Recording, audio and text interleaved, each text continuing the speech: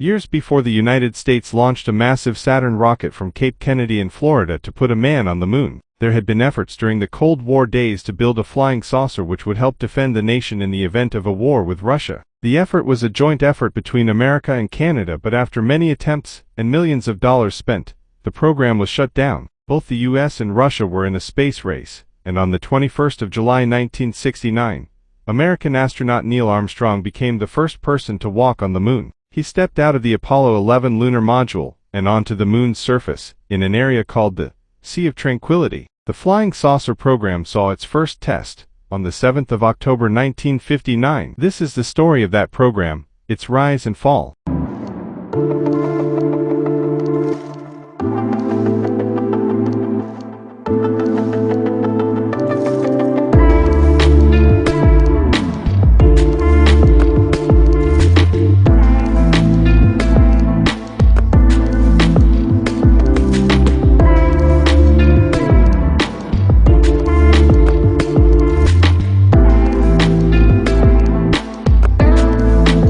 The Avro Canada VZ-9 Avro car was developed by Avro Canada as part of a secret U.S. military project, carried out in the early years of the Cold War. In the air, it would have resembled a flying saucer. Originally designed as a fighter-like aircraft capable of very high speeds and altitudes, the project was repeatedly scaled back over time and the U.S. Air Force eventually abandoned it. Development was then taken up by the U.S. Army. In flight testing, the Avro car proved to have unresolved thrust and stability problems. The Avro car was the ultimate result of a series of blue skies research projects by designer Jack Frost, who had joined Avro Canada in June 1947 after working for several British firms. At Avro Canada, he had worked on the Avro CF-100 before creating a research team known as the Special Projects Group. Frost first surrounded himself with a collection of like-minded maverick engineers, then arranged for a work site that was secured with security guards, locked doors and special pass cards. It was expected that any future European war would start with a nuclear exchange that would destroy most airbases, so aircraft would need to operate from limited airbases, roads or even unprepared fields. And Frost felt the excellent performance of his new engine would be a natural fit. The cockpit was positioned over the main bearing, behind the intakes. A spine on the top and bottom ran from the cockpit area to the rear edge of the aircraft. Several other versions of the basic layout were also studied. In 1952, the design was advanced enough that the Canadian Defence Research Board funded the effort with a $400,000 contract. A wooden mock-up of Project Y was completed. It appears the project was considered too costly within the military establishment. On the 11th of February 1953, a story on the project was leaked to the Toronto Star along with images of the Omega design, apparently in order to gain further funding. 5 days later, the Minister for Defense Production informed the House of Commons that Avro was indeed working on a mock-up model of a flying saucer, capable of flying at 1,500 miles per hour and climbing vertically. Nevertheless, further funding was not forthcoming. A group of U.S. defense experts visited Avro Canada. Frost co-opted the tour and rerouted it to the Special Projects area, where he proceeded to show off the Project Y mock-up and models and drawings, some never before seen by senior company officials, for a completely circular disc-shaped aircraft, known as Project Y2. The Yusuf agreed to take over funding for Frost's Special Projects Group, and a contract for $750,000 followed in 1955. Avro management was interested enough to commit to $0.5 million to build a private venture prototype. In March 1957, the Air Force added additional funding. In 1955, an extensive article appeared in Look magazine that, among other claims, speculated that current UFO sightings were Soviet-built saucers. The article went on to describe such an aircraft with diagrams that were clearly influenced by the Avro design. In 1958, Frost proposed building a smaller, proof-of-concept, test vehicle he called the Avro car. By this point, the U.S. Army became interested in Avro's concept as well. Frost pitched his smaller design both as a prototype of a vehicle suitable for the Army's needs.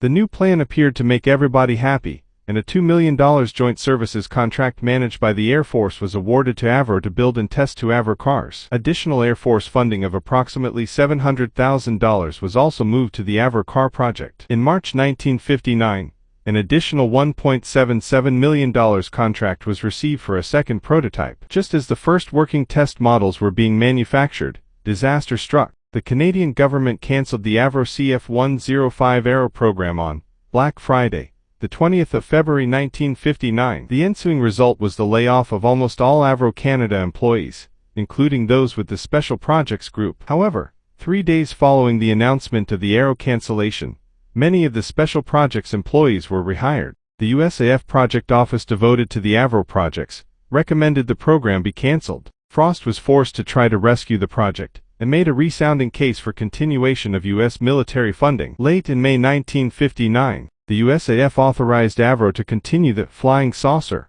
program. All who flew the Avro car considered it tricky to fly, likening it to balancing on a beach ball. The first Avro car rolled out of the Avro Melton factory in May 1959. From the 9th of June to the 7th of October 1959, it was tested in a static hover rig, but was incapable of hovering properly. The second was completed August 1959. On the 29th of September, the first attempt to hover was made with the Avro car tethered to the ground. After the vehicle became airborne, an uncontrollable roll and pitch-coupled oscillation started that forced each of the 3 wheels into the ground in turns. Changes were made to the stability system. As testing continued, it became clear that the problem was inherent to the design, and the engineers started referring to the effect as hubcapping, so named as it appeared similar to a hubcap spun on the ground. The first completely free flight occurred on the 12th of November 1959. This test proved the nozzle control system unacceptable. After 5 flights, testing was temporarily halted on the 5th of December 1959, by which time the Avro car had logged 18.5 hours of test time. Tests continued in January 1960 and appeared to work much better. However, while the new control system improved the hovering qualities, the craft now became unstable at higher speeds. Avro was convinced that the concept was still workable, and proposed a new program for major rework of the propulsion and control system. Modifications were completed and testing resumed in April 1961. The new design demonstrated much better control in hover and considerably improved lift. On the 9th of June 1961, a second USAF NASA flight evaluation of the Avro car was conducted on the similarly modified second prototype at the Avro facility. During these tests, the vehicle reached a maximum speed of 23 miles per hour and showed the ability to traverse a ditch 6 feet across and 18 inches. Flight above the critical altitude proved dangerous, if not nearly impossible, due to inherent instability and a range of control problems. Before modifications could be achieved, funding ran out in March 1961. Frost's proposals for a modified design were not accepted, and the Avro car and related programs were officially cancelled in December 1961 by the U.S. military. The second Avro car had logged about 75 flight hours at the end of the flight testing. The Avro car was an abject failure. Only 2 Avro cars were ever produced, and because the U.S. military had paid for the work, they reverted to U.S. ownership at the end of the program.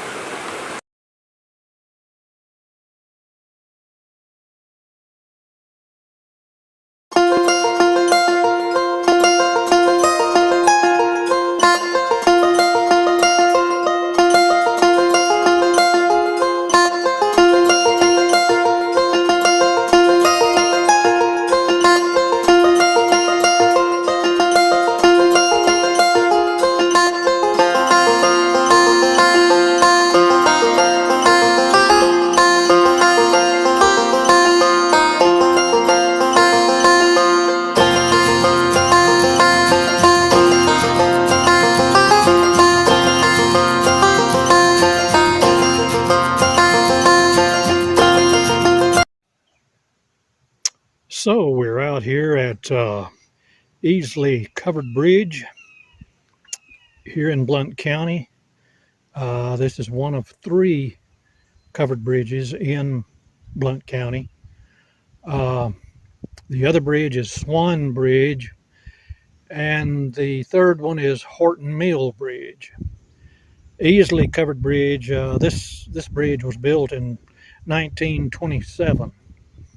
So this county has 3 covered bridges, and I think probably they may have been built along the same time period, but we'll be visiting those later on.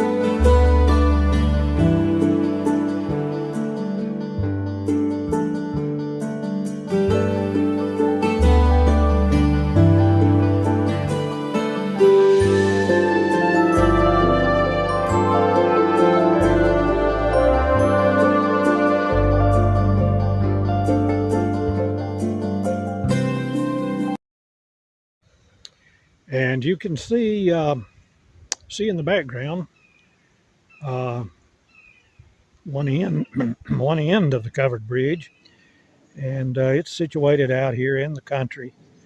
And most of these bridges have been renovated quite a bit because over time, made out of wood, the roofs were really exposed, but the roofs protected the bridge, and that's why they were covered, because the bridges themselves were wooden. So they put the cover over the bridge to protect it from rain and the elements, and so that it would hold up longer.